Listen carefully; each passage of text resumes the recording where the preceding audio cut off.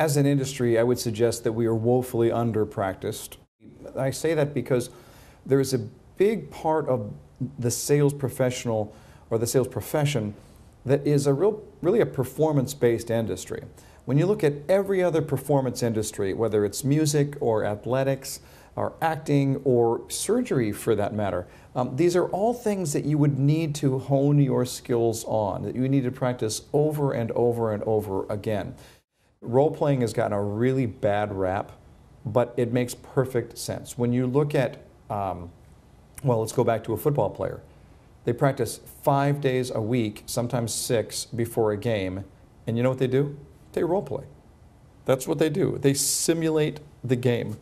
You know, actors do the same thing, musicians do the same thing. They role-play. They do it over and over again.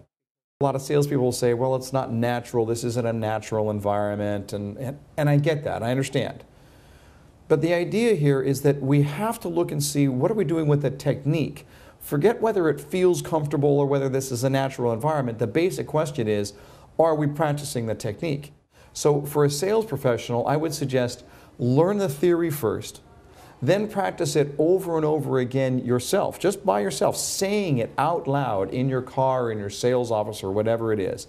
Then when you've got the confidence up, find somebody else. Maybe it's a friend or a peer or a spouse, or maybe it's your sales manager, and then practice with them. By the time you get it down to that level, you should have no problem whatsoever when you're standing in front of a customer. Practice, the way of practice is really classically defined, and that is repetition until the activity is mastered.